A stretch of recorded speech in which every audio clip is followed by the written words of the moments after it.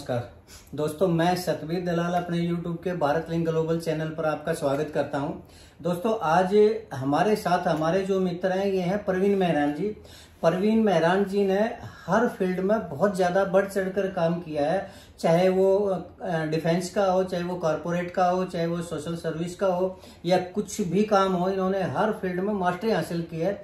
तो आज से हम एक नई सीरीज शुरू कर रहे हैं ताकि हर मुद्दे के ऊपर चर्चा कर सकें और हर मुद्दे के बारे में आपको बता सकें, आपको समझा सकें, चाहे वो पॉलिटिक्स का मामला हो या कॉरपोरेट का हो या सोशल हो। सभी विषयों के ऊपर हम एक तरह से एक सीरीज की शुरुआत करने जा रहे हैं। तो चलिए, सबसे पहले तो हम अपने चैनल के ऊपर परवीन जी का स्वागत करते हैं और थोड़ा सा इन्हीं से निवेदन करेंगे कि इन्होंने क्या क्या काम किया और किस किस फील्ड में किया। परवीन जी, सबसे पहले तो आपका हमारे चैनल पर सर बहुत बहुत स्वागत है। नमस्कार सतबीर जी। जी। आपका बहुत बहुत धन्यवाद, आपने मेरे को ये सौभाग्य दिया बातचीत करने का। और आपकी चैनल भारत लिंक ग्लोबल को के सभी व्यूअर्स को, सभी दर्शकों को भी मेरा नमस्कार। जी। तो प्रवीण जी, थोड़ा सा हम चाहेंगे कि आप हमारे दर्शकों को थोड़ा सा ये बताएं अपने बारे में कि आपने कहाँ किस किस फील्ड में काम किया है। मैं बताता हूँ कि मैं भिवानी डिस्ट्रिक्ट से बिलोंग करता हूँ, रूरल बैकग्राउंड से। सैनिक स्कूल कुंजपुरा में मैंने पढ़ाई की 11वीं तक। फिर एनडीए खड़गवासला में मैंने ग्रेजुएशन की और फिर फॉर्मली आर्मी ज्वाइन किया। आर्मी में मेरा 8-9 साल का टेन्योर रहा, जिसमें से लास्ट 2.5 साल मेरी नेशनल सिक्योरिटी गार्ड्स मानेसर में थी। जहां मैं ब्लैक हैट कमांडोज ऑर्गेनाइजेशन में I was a trainer and captain there. So after that I took premature service से रिजाइन करके premature and started a security agency. घर की कुछ रीजंस थे। मेरे फादर बहुत जल्दी एक्सपायर हो गए थे और कुछ घर के इश्यूज थे लैंड्स के, वो सॉर्ट आउट करने के लिए। तो security was a in thing during those days. तो वो बड़ा सक्सेसफुल चला मेरे पास में, बहुत अच्छा रहा सिक्योरिटी का। Then over a period of time मैं ग्रुप 4 में as a director training and development मैंने ज्वाइन किया। सिक्योरिटी ही फील्ड में रहा मैं। तो मेरा ट्रेनिंग एंड सिखाना, मेरी पूरी फैमिली में टीचर्स की फैमिली है मेरी। तो मेरे फादर टीचर रहे हैं, गवर्नमेंट टीचर। तो teaching was my passion and teaching, so that way मैंने वो कतर में मैंने ग्रुप 4 कंपनी में I was director, training development head था मैं वहां पे। तो उस दौरान मेरे को ओवरसीज यूरोप वगैरह में भी ट्रिप लगाने का मौका मिला। हमारा हेडक्वार्टर्स लंदन में था, फिर स्विट्जरलैंड, स्पेन, फ्रांस, इटली, सभी कंट्रीज में मैं काफी कंट्रीज में गया। और पूरे मिडिल ईस्ट में मैं 6-7 साल रहा, Saudi Arabia, Bahrain, Dubai, Qatar में सब। तो उसके बाद I been very interested in politics also. Chaudhary Bansilal के इलेक्शन से लेके आज लेटेस्ट इलेक्शन जो अभी हुआ है, जेपी दलाल जी का इलेक्शन, और बाकी गुड़गांव के भी इलेक्शन में I been participating. And in between I been I am in touch with my village. और सोशल वर्क जहां पे भी होता है, टीचिंग लाइन में, promotion, motivation speaking, that I do. So that's what. बहुत बढ़िया सर, बहुत बढ़िया। अच्छा मेहरान साहब, आज नई सरकार का गठन हुआ है जी। और देखो, वैसे तो मुझे तो उम्मीद नहीं थी कि कांग्रेस का न इसका बीजेपी का राज आ जाएगा, लेकिन अपने हाथों से भूपेंद्र हुड्डा ने, मेरे हिसाब से तो अपना भट्टा कांग्रेस ने खुद बैठाया है और उसमें हम किसी को दोष नहीं दे सकते। और वो पता नहीं बिल्ली के भागो छीक का टूटना या इस तरह का जो भी, खैर ये तो पिछली बातें जा चुकी है उस पर। तो लेकिन आज हमारा ये था कि नई सरकार का जो गठन हुआ है बीजेपी सरकार का, उसमें बीजेपी ने लगभग हर एक वर्ग को साधने की कोशिश की है, हर एक वर्ग से एक दो वो मंत्री बनाने की का वो किया है। तो इसके बारे में आपका क्या कहना है कि ये जो गठन है मंत्रिमंडल का, ये बिल्कुल सही किया है या फिर कुछ और भी कमी रहेगी इसमें? आपका क्या कहना है इसके मामले में? इसमें देखो जी सतबीर जी, ये काफी बैलेंस करके, जैसे अमित शाह जैसे सीनियर लीडर आके उन्होंने इसका संचालन किया है। और यूथ को भी इंक्लूड किया है, लेडीज को भी किया है, एजुकेटेड लोगों को भी, हमारे जो दलित हैं उनको भी, पंडितों को भी, ब्राह्मणों को भी, जाटों को भी। रेशियोज थोड़े से वेरिएशन है और इसमें वैश्य समाज को भी साथ लिया है, ओबीसी को भी साथ लिया है। मतलब ओबीसी में ख्याल में 5 के करीब ओबीसी में 5 बनाए हैं। लेकिन मैं एक छोटी सी एक चीज मेरे माइंड में अभी आई है, ओबीसी में ठीक है 35% जो है वो वोटर हैं, तो उनका हक भी बनता था, लेकिन जाट भी तो 25 से 27% है, उसमें से केवल 2 बनाए और ओबीसी में से 5 मंत्री बनाए। क्या आप इसको जस्टिफाई करेंगे? मेरे को ये लगता है जैसे ये सरकार जितनी वोट की मतलब इनको उम्मीद नहीं थी कि जाटों के वोट भी इतने आएंगे, इनको काफी आए हैं। ओबीसीज का काफी हमने डिस्कस भी किया था पहले कि काफी बड़ा स्विंग इनको मिला है ओबीसीज का और एससी कम्युनिटी का, तो उसके हिसाब से डिस्ट्रीब्यूशन किया है। जाट्स की पार्टिसिपेशन बेसिकली महिपाल ढांडा और श्रुति चौधरी हैं, दो हैं। तो ये नंबर तो कम लगता है, लेकिन क्योंकि चीफ मिनिस्टर भी नहीं है और वो भी नहीं है, तो ये थोड़ा सोर पॉइंट तो बनता है जाटों के लिए। और थोड़ा इंक्लिनेशन लगता है कि जब ये मिनिस्ट्रीज बांटी हैं तो मोर टुवर्ड्स ओबीसीज। पंडित कम्युनिटी भी काफी परसेंटेज है, उतनी ज्यादा नहीं जितनी जाटों की है, 5-7% है, और उनको 2 दिए हैं। हाँ, लेकिन इस दो में से मैं एक बीच में सॉरी थोड़ा बोलना चाहूंगा। किरण चौधरी ने अभी पार्टी ज्वाइन की है बीजेपी। हाँ जी। और उनकी लड़की को इतने कम टाइम में ही उनको मंत्री बना दिया गया हरियाणा में, तो क्या ये मैसेज तो नहीं है कि भाई जो भी बीजेपी में आएगा कांग्रेस से उसको मंत्री पद दे देंगे? मेरा ऐसा मानना है सतबीर जी, जैसे किरण चौधरी की बेटी जरूर आई है, ये एक्स एमपी भी है, 2 इलेक्शन एमपी के लड़ चुकी है, एक सक्सेसफुली एक अनसक्सेसफुली। घूम फिरा के ना जी, जो पहले जो बीजेपी कहती थी ना ये परिवारवाद, इन्होंने परिवारवाद को ग्लैमराइज करके बढ़ावा दिया है, और बिल्कुल शरेआम बढ़ावा दिया है। इसमें इनको खुद भी शर्म, मतलब आपने देखा होगा कि खुद ही वो जब श्रुति चौधरी का नाम आया था और जब आरती का नाम आया था, आरती राव का, तो उनको खुद ही वो लग रहा था कि ये परिवारवाद तो आ ही गया और कैसे परिवारवाद होता है। तो बीजेपी को ये मतलब अपने आप को उठा देना चाहिए उसमें से कि हम परिवारवादी नहीं है, परिवारवाद को बढ़ावा नहीं देते। ये बिल्कुल परिवारवाद को बढ़ावा देते हैं जी, और हर चीज को बढ़ावा दे रहे हैं। कोई ये तो एज गुड एज कांग्रेस होगी है। द ओनली थिंग इज कि कांग्रेस थोड़ा सा डिसइंटीग्रेट हो रखी है और वो थोड़ा सा लीडरशिप इश्यूज हैं उनके, सारी पावर एक घर में दे दी है और बीजेपी ने कंट्रोल कर रखा है सारा उसके कारण है जी। हाँ, तो चर्चा हो रही थी कि ओबीसी में से 5 मंत्री बनाए गए। हाँ जी, हाँ। तो ओबीसी का नंबर बड़ा है और ओबीसी की पार्टिसिपेशन इलेक्शन में जो वोटिंग हुई है वो भी काफी ज्यादा है, और 35-37% की है, तो 5 तो बनता ही है। अच्छा। और ये जरूर है, लगता है कि जैसे इन्होंने बैलेंस करने की कोशिश की है। जाट्स की थोड़ा सा मेरे को कम लग रहा है परसेंटेज के हिसाब से जो होना चाहिए जी। हाँ जी, और फिर वो भी जाट्स में मेरे ख्याल में ढांडा को हो सकता है कैबिनेट दे देंगे, महिपाल ढांडा को, श्रुति को हो सकता है वो छोटा मंत्रालय दे दे, स्टार्टर है। पर श्रुति की मैं ये कहता हूँ कि शी इज नॉट, ये फर्स्ट टाइम तो आई है बन के एमएलए, लेकिन एमपी भी रह चुकी है। दूसरी बात ये काफी एजुकेटेड है, she is and granddaughter of Bansilal वारिस भी है। हाँ जी, हाँ। तो वो इन्होंने कंटिन्यू किया है, तो बिल्कुल परहेज खत्म हो गया है बीजेपी का भी, सारे वर्त तोड़ दिए हैं और ये बिल्कुल एज पर द सिस्टम, बिल्कुल पावर हंग्री जो एक पार्टी होती है उसी के हिसाब से इन्होंने। एक चीज और, इस ओबीसी में दक्षिणी हरियाणा की भी भागीदारी की गई है। हाँ जी, और राव नरबीर हैं, आरती राव हैं, उनको भी मुझे लगता है कि दक्षिण हरियाणा से भी उनका प्रतिनिधित्व करने के लिए दिया गया है, ये पद जो हैं उनको दिए गए हैं। लेकिन आपको नहीं लगता कि गुड़गांव को खाली छोड़ दिया, जबकि गुड़गांव एक ऐसी कॉन्स्टिट्यूंसी और एक ऐसा शहर है जिससे पूरे हरियाणा का जो राजस्व वो एक तरफ। नरबीर जी को बादशाहपुर से कंस्टिट्यूंसी नरबीर जी को कैबिनेट रैंक मिलेगा। और दैट वे इन्होंने जैसे रिवाड़ी सीट को दे दिया है, रिवाड़ी सीट और महेंद्रगढ़ में आई थिंक नहीं हो पाया है। महेंद्रगढ़ में महेंद्रगढ़ वाली चॉइस इनके पास नहीं है, तो इस बेल्ट में Narbir will get a cabinet rank मिलेगा उनको, और आरती राव को भी अच्छा पद मिलेगा। तो थोड़ा सा और मेरे को लगता है जो आपने पॉइंट कहा ना वो ठीक है।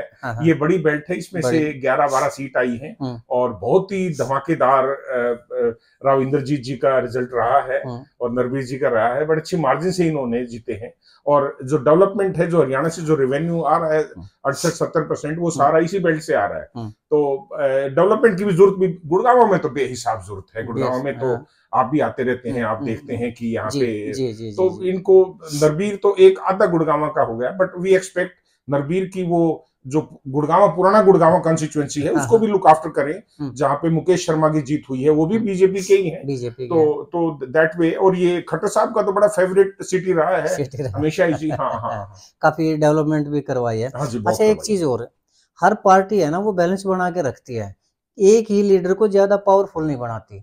और कांग्रेस में आपने देखा होगा कि भूपेंद्र हुड्डा है वो ज्यादा पावरफुल हो गया, और यही कारण है कि आज कुमारी शैलजा या फिर किरण चौधरी ये पैरेलल नहीं हो पाए। तो मुझे ऐसा लगता है कि बीजेपी शुरू से ही अलर्ट है इस मामले में। राव इंद्रजीत जो कि अहिरवाल बेल्ट के या दक्षिण हरियाणा के एक छतर नेता है, उसके पैरेलल राव नरवीर को नहीं खड़ा किया गया है क्या? उनको भी कैबिनेट, उसको मंत्री का दर्जा दिया गया है, आरती राव को भी बराबर का दर्जा। तो क्या ये इंद्रजीत में और राव नरवीर में बराबर का वो नहीं किया गया है? देखो जी, राव नरवीर की सीनियरिटी काफी ज्यादा है। हाँ। काफी ज्यादा है। वो 5 बार एमपी बन चुके हैं, 4 बार एमएलए बन चुके हैं, और राजाशाही फैमिली से आते हैं। राव इंद्रजीत, राव इंद्रजीत की बात कर रहा हूँ जी। और राव नरवीर भी सेकंड थर्ड जनरेशन है और फ्रीडम फाइटर हैं, और राव साहब भी। पर पक्का इसमें राव इंद्रजीत की जो चॉइस ऑफ पावर जो है वो, मैं तो कहूंगा सेंटर में भी उनको बहुत अच्छा मंत्रालय बना हुआ है। लोग ये कहते हैं उनको सीएम कैंडिडेट होना चाहिए था। वो भी खुद भी प्रपोज कर रहे थे कि सीएम बनने का दावा कर रहे थे, शक्ति प्रदर्शन भी किया था। हाँ, शक्ति प्रदर्शन भी किया था। लेकिन उनके पास जो मंत्रालय है ना जी, वो नॉर्मल लोगों को ना, सतबीर जी, हर आदमी सोचता है उनको बड़े ठंडे से मंत्रालय दे रखे हैं।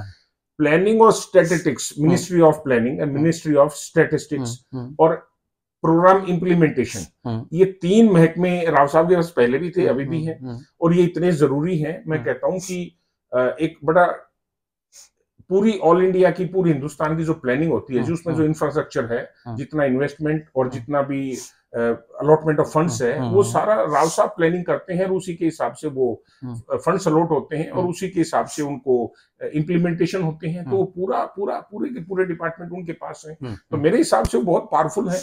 चीफ मिनिस्टर की पावर एक अलग होती है, चीफ मिनिस्टर का जो मजा है, जो ताकत है, वो एक अलग होती है, राजाशाही होती है। पर ये ऑल इंडिया में इनको बहुत अच्छा मंत्रालय मिला हुआ है। पहले भी इनके मंत्रालय बहुत अच्छे रहे हैं, और अभी दैट वे उनकी बेटी का भी मिनिस्टर बन जाएंगी वो। तो आई थिंक बैलेंस है। नरवीर जी को कैबिनेट मिनिस्टर बनेंगे वो पक्का, नरवीर आई एम श्योर। तो बैलेंस हो जाएगा, बैलेंस। हाँ जी। लेकिन जो उन्होंने शक्ति प्रदर्शन किया इंद्रजीत जी ने जी कि चीफ मिनिस्टर बनने के लिए, तो आपको लगता था कि वो चीफ, मुझे तो नहीं लगता था कि चीफ मिनिस्टर बन जाएंगे वो। मेरे को बिल्कुल भी नहीं जी, मैं शुरू से ही अगेंस्ट था कि वो नहीं बन पाएंगे। I was very sure of this, though I respect Indrajeet for what he is, लेकिन ये है ना जी, सिस्टम काम करता है। एंड जो बीजेपी का जो सिस्टम है ये अलग है। पूरी उम्र, ज्यादातर यूथ और ज्यादातर एज इन्होंने 70% तो इन्होंने जो लीडरशिप रही इनकी कांग्रेस की रही। तो कांग्रेस से जो जेपी दलाल जी हैं, और ये अपने एमपी हैं भिवानी से, और ये 6-7 लीडर जो आए हैं, चौधरी वीरेंद्र सिंह आए थे, फिर वापसी चले गए, तो इनका धर्मवीर वगैरह हैं, तो इनको ना ए ग्रेड में, मैं कहता हूं कि इनको टोटल सीएम के लिए किसी ने कंसीडर नहीं किया, क्योंकि इनकी ज्यादातर उम्र वहीं रही है। और फिर बीजेपी क्लियर मेजोरिटी है, इतनी पावरफुल है, हाईली ऑर्गेनाइज्ड है, माइक्रो लेवल पे ऑपरेट करती है, और इनको सेट एग्जांपल है। जैसे राजस्थान में, मध्य प्रदेश में, छत्तीसगढ़ में इन्होंने एग्जांपल सेट किया है कि हम एक नॉर्मल वर्कर को उठा के भी ताज पहना सकते हैं, और वही इन्होंने यहाँ पे किया। इस मामले में मैं थोड़ा डिफरेंट व्यूज रखता हूँ आपसे। अब जैसे राजस्थान में एकदम से भजनलाल शर्मा थे, या फिर मध्य प्रदेश में एकदम से नए वो यादव साहब को बनाया, तो इससे जो पुराने स्थापित नेता थे, क्या वो नाराज होकर ना वो सेटबैक नहीं लगेगा क्या बीजेपी? बिल्कुल भी नहीं जी, बिल्कुल भी नहीं। मैं ऐसा मानता हूं वसुंधरा राजे है इसमें राजस्थान में। तो जब उनको ये देख लिया कि तेरा तो करियर ही खत्म हो गया, और आने वाले टाइम में उनको भी मार्गदर्शक मंडल की तरफ थोड़ा मूव किया जाएगा, बिल्कुल, तो वो क्यों बीजेपी को जीतने देंगे, ये बताइए आप। बीजेपी को देखो, मैं तो खुद ये महसूस करता हूं कि पानी बहता रहना चाहिए, वाटर फ्लो होते रहना चाहिए नदी में, ताजा पानी रहता है। और जो new technology, new energy, youth, and वो उनका टाइम है बहुत ज्यादा। और फिर ये जो एस्टेब्लिश्ड बिजनेस हाउसेज हैं, राजा फैमिलीज हैं, जो 3rd जनरेशन 4th जनरेशन चल रही है, इनका कभी तो अंत होना चाहिए ना। आफ्टर ऑल, वर्कर जो 30-30 साल से काम कर रहा है, बीजेपी की दरिया बिछा रहा है, he should also get a chance. तो वो अभी जो हुआ है ना जी एक्सपेरिमेंट, ये बड़ा अच्छा है। देखो आप मेरे ख्याल में तो ये एक्सपेरिमेंट अच्छा कर रही है बीजेपी। लेकिन मैं अगर हम दोबारा हरियाणा पे आए तो जो अपना दलित समुदाय है उसकी जो वो है 21 से लेके ना 22-23% तक भागीदारी है वोट के हिसाब से। हाँ जी। लेकिन उसमें से बनाए हैं सिर्फ 2 ही मंत्री, कृष्ण बेदी और कृष्ण लाल पवार। हाँ जी। तो सिर्फ 2 मंत्री वो बनाए, ये कम, ज्यादा कम नहीं लग रहा है क्या? इसमें जैसे जो इलेक्ट होके आए हैं जी, उनकी हाँ। परसेंटेज भी देखी गई है। हाँ। और फिर लाइक जो इन्होंने डिसाइड किया होगा, तो मेरे ख्याल में मे बी जो चेयरमैन वगैरह बनाएंगे, जो छोटे मंत्रालय, जो मंत्रालय प्रॉपर नहीं है, चेयरमैन में उनको एडजस्ट कर सकते हैं। अभी भी सरकार के पास काफी ऐसे डिपार्टमेंट हैं जहां वो बाद में जब मंत्रालय देने के बाद जो चेयर, बहुत पोस्ट होती है सरकार के लेकिन पास। सर एक बात बताइए, आपने ब्राह्मण समुदाय है उनकी 7.5% भागीदारी हरियाणा के अंदर वोट के हिसाब से। हाँ, उनको तो दो उसमें से भी तो 2 दे दिए ना। दो इसलिए बनाए जी, दोनों के दोनों, अरविंद जी भी, हाँ। अरविंद शर्मा। हाँ। और ये दूसरे अपने जो ये गौतम जो है वो नया है, गौरव गौतम जी, और बड़ी तगड़ी जीत करके आया है, कर्ण सिंह दलाल को हरा के आया है, कद्दावर नेता है जी। तो इसलिए, और गुड़गांव में जैसे पंडित ये मुकेश शर्मा बना था, तो उसको नहीं बना पाई क्योंकि फर्स्ट टाइम बना है। तो पंडित को भी तो इन्होंने वो करके रखना है। तो दैट वे मैं समझता हूँ कि इनको 2 को बर्थ दिया है। दूसरा ये भी है कि एक लिमिटेशन थी 14% की, 14 मंत्री बनाने की। हाँ जी। तो 14 से ज्यादा बना नहीं सकते थे, इसलिए वैश्य समुदाय की भागीदारी 5%, उसमें से सिर्फ विपुल गोयल को बनाया गया है। हाँ जी। हाँ, तो लेकिन इसमें और ज्यादा क्या होना चाहिए था, कि और किस समुदाय का प्रतिनिधित्व ज्यादा होना चाहिए था आपके हिसाब से? मेरे हिसाब से जी, एक तो लेडीज का जैसे है, हाँ, महिलाएं हैं हमारी, वो उनका पार्टिसिपेट थोड़ा ज्यादा होना चाहिए। 33% के हिसाब से भी देखा जाए तो 14 का 33% ये है कि 4-5 होनी चाहिए। 4 तो होनी चाहिए, 3-4 तो होनी चाहिए। मैं उसमें हूँ। और दूसरा मेरे को ये लगता है कि जाटों को थोड़ा निगलेक्ट किया गया जी इसमें। उसमें थोड़ा सा बढ़ोतरी और होनी चाहिए। 27% और अगेंस्ट 2 ही हैं ये। तो बट ट्रेजेडी इसकी, जो बड़े जाट नेता थे, जेपी दलाल और ये सब हार भी गए। ओपी लेकिन सर एक बात भी तो देखिए, मैं तो मानता हूँ कि जाटों को तो बहुत ज्यादा प्रतिनिधित्व दे दिया। जैसे पिछली सरकार ने जाट वर्सेस 35 बिरादरी किया था, उस हिसाब से तो 1 को भी नहीं बनाना चाहिए था, 2 को बना तो दिया। 2 को बनाना इनकी मजबूरी भी है मेरे ख्याल में। श्रुति को वैसे निगलेक्ट नहीं कर सकते थे। और I think it is quite balance that way. देखो तो काफी सही है। आरती राव को भी नहीं कर सकते थे क्योंकि वो राव इंद्रजीत की बेटी है। हाँ जी, बिल्कुल। और दक्षिणी हरियाणा में राव इंद्रजीत भूपेंद्र हुड्डा से भी ज्यादा मजबूत लीडर है। जैसे नॉर्थ हरियाणा के अंदर ओल्ड रोहतक जो है, ओल्ड रोहतक का मतलब ये है कि रोहतक, झज्जर और सोनीपत है, उसमें जो ओल्ड भूपेंद्र हुड्डा का है वो दक्षिणी हरियाणा में इंद्रजीत का भी तो उसके हिसाब से आरती राव का तो बनता ही बनता। बल्कि मैं तो ये सोच रहा था कि आरती राव को और अनिल विज जी को, इनको उप मुख्यमंत्री बनाया जाएगा। मेरी अपनी ये सोच थी। हाँ, ना विज साहब को हो सकता है भी वो सोच लें। हाँ। लेकिन मेरे को लगता नहीं कि आरती को इतना जल्दी फर्स्ट टाइम वो आएंगी विधानसभा में। फर्स्ट टाइम एमएलए बनी है, तो उनका लगता नहीं कि इतना बड़ा कैबिनेट मिनिस्ट्री उनको देंगे। मेरे को ऐसा लगता है पर्सनली जी। हाँ, बट हरियाणा में ये जरूरी है, जो वेस्टर्न पार्ट ऑफ हरियाणा है, जो अपने जिसको हिल बेल्ट बोलते हैं, गुड़गांव से लेके महेंद्रगढ़ रेवाड़ी तक, इसमें क्योंकि यहाँ से रेवेन्यू बहुत ज्यादा आता है और यहाँ जो रिक्वायरमेंट है बहुत ज्यादा इंफ्रास्ट्रक्चर की और एम्प्लॉयमेंट की। एम्प्लॉयमेंट बहुत बड़ा इशू हरियाणा में, बहुत ही बड़ा इशू है, बहुत बड़ा इशू है। इसमें यही तो बेल्ट है जो जनरेट करती है। बाकी हरियाणा में तो कहीं एम्प्लॉयमेंट कॉर्पोरेट या ये प्राइवेट में है ही नहीं। तो दैट वे आई थिंक थोड़ा सा मेरे को लगता है कि एक मिनिस्टर और इस बेल्ट में हो जाता तो ज्यादा बेटर होता जी। अच्छा, पिछली सरकार के अंदर मनोहर लाल खट्टर जी थे, उन्होंने मतलब रोजगार के मामले में तो इतना ज्यादा वो किया कि किसी को रोजगार दिया ही नहीं। हाँ जी। तो क्या ये नई सरकार भी उसी पद चिन्हों पर चलेगी या ये लीक से हटके कुछ काम करेगी? जबकि लोग ये कह रहे हैं कि आज भी इनडायरेक्ट रूप से तो मनोहर लाल खट्टर जी हैं, लेकिन मुखौटा नायब सिंह सैनी का है। क्या ये वास्तव में ऐसा ही है या फिर सेम काम करेंगे? जब से मनोहर लाल जी छोड़ के सेंटर में गए हैं जी, एमपी इलेक्शन के, लोकसभा इलेक्शन के बाद में, जिस स्पीड के ऊपर नायब सैनी जी ने अपने आप को एस्टेब्लिश किया है ना, ये काबिले तारीफ है। और इन्होंने जो अनाउंसमेंट्स की, जैसे वो 28,000 कुछ बच्चे लगाने हैं, तो वो आज उनको फाइनल कर दिया है। तो ये जो पिछली गलतियां हैं उनको दोहराएंगे नहीं। लोगों ने इनको एक चांस दिया है, एक बहुत बड़ी अपॉर्चुनिटी दी है। हालांकि गलती की है भूपेंद्र हुड्डा एंड कंपनी ने, उसका जो बेनिफिट है वो इनको बाई चांस मिल गया है। तो बाई चांस मिल गया है तो they will not lose the opportunity. हमेशा अभी भी जैसे हरियाणा के अंदर जो अनएम्प्लॉयमेंट है ये one of the biggest issue है जी। बिल्कुल तो इसको आई एम श्योर ये हैंडल करेंगे प्रॉपर अच्छी तरह से, और उनका प्लान बनाएंगे ये। और इन्होंने अपने जो प्रपोजल भी है, इन्होंने शुरू में जो अनाउंसमेंट्स भी की हैं घोषणा पत्र में भी, वो भी एम्प्लॉयमेंट के हिसाब से दी है। क्राइम कंट्रोल कैसे करेंगे? क्राइम कंट्रोल जो ये बिश्नोई जो भी आया है, लॉरेंस बिश्नोई, इसने ज्यादा कैप्चर किया हुआ है क्राइम वाला सीन ना जी।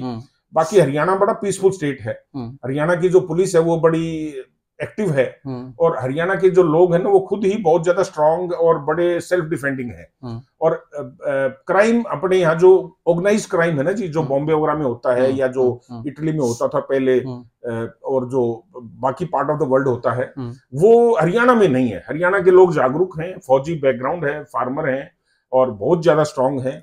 और आज के दिन जैसे इलेक्ट्रॉनिक्स की मेहरबानी से सब कुछ, सबके डाटा अवेलेबल हैं गवर्नमेंट के पास, और पुलिस फोर्स है, they will do more for ladies का जो प्रोटेक्शन है वो थोड़ा जरूरी है, उसके बारे में government should do something.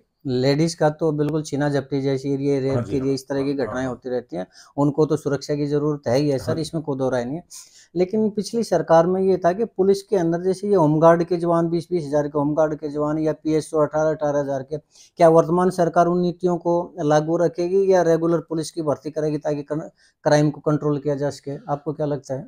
Police की भर्ती तो करनी पड़ेगी क्योंकि वैकेंसीज बहुत ज्यादा क्रिएट हो रखी हैं। अब ट्रांसपेरेंसी जो है ना जी, जो पर्ची खर्ची खत्म हो जाएगी, अगर ये गवर्नमेंट कर देती है, जो कि उम्मीद है, उस पर्ची खर्ची एक मेन रीजन है इनका दोबारा पावर में आने का। तो क्योंकि ये कांग्रेस ने बहुत तगड़े ढंग से प्रॉमिस नहीं किया कि हम पर्ची खर्ची को खत्म करेंगे।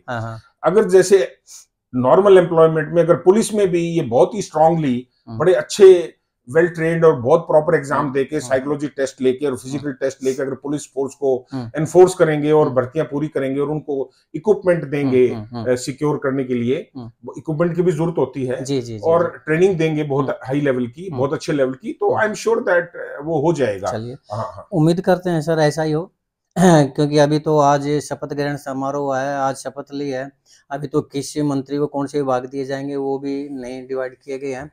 आने वाले टाइम में देखते हैं। लेकिन हाँ, और कुछ कहना चाहेंगे आप? हाँ, मैं एक बात जरूर कहना चाहूंगा जी, ये जो हरियाणा के लिए ये बहुत अच्छी अपॉर्चुनिटी है कि डबल इंजन सरकार बनी है। और बीजेपी के लिए हरियाणा में पावर में आना बहुत ही ज्यादा जरूरी था। उनको ये डर था कि किसान आंदोलन दोबारा शुरू हो जाएगा और इसको मैनेज करना बड़ा मुश्किल हो जाएगा। और क्योंकि 70% एरिया जो सराउंडिंग दिल्ली है वो सारा हरियाणा का ही है, और हरियाणा के लोग बिल्कुल तगड़े हैं और बहुत ही ज्यादा गर्म खून है और अपने हकों के लिए लड़ाई लड़ना जानते हैं। तो इसलिए इस सरकार के लिए ये बहुत ही जरूरी था। तो इसलिए मुझे उम्मीद है कि अच्छा वर्कआउट होगा। भूपेंद्र हुड्डा जी को बहुत ही स्ट्रॉन्ग अपोजिशन देना चाहिए, उनको नाराज नहीं होना चाहिए, निराश नहीं होना चाहिए। दे शुड, मतलब वो एक बहुत स्ट्रॉन्ग अपोजिशन में होना भी बहुत जरूरी है। भूपेंद्र, तो जी, भूपेंद्र हुड्डा के लिए सबसे पहला जरूरी है कि वो जो संघर्ष और उनका स्ट्रॉन्ग विपक्ष का है, पहले वो प्रतिपक्ष के लीडर तो बने। अब शैलजा तो ये चाह रही है कि वो किसी तरह किक आउट हो गए, इनको बाहर कर दिया जाए, और वो संघर्ष कर रहे हैं कि किसी तरह शैलजा को बाहर कर दिया जाए ताकि नेता प्रतिपक्ष बन सके। खैर चलो, ये तो आने वाला समय बताएगा कि क्या होता है, कैसे होता है, कौन प्रतिपक्ष का नेता बनता है और वो स्ट्रॉन्ग ओपोजिशन दे पाता है या नहीं दे पाता है। और लेकिन ये मैं समझता हूँ कि हरियाणा बहुत इम्पोर्टेंट है बीजेपी के लिए, सेंटर की उसके लिए। और लेकिन अभी चुनाव और भी डिक्लेयर हो चुके हैं, महाराष्ट्र के और उत्तराखंड के चुनाव आने लग रहे हैं, उनके अंदर कैसा प्रदर्शन रहेगा बीजेपी का, उसके ऊपर भी डिपेंड करता है कि आने वाले टाइम में नरेंद्र मोदी की और अमित शाह जी की जो एक रोक टोक जो सत्ता है, जो मजबूती, वो बनी रहेगी या नहीं बनी रहेगी।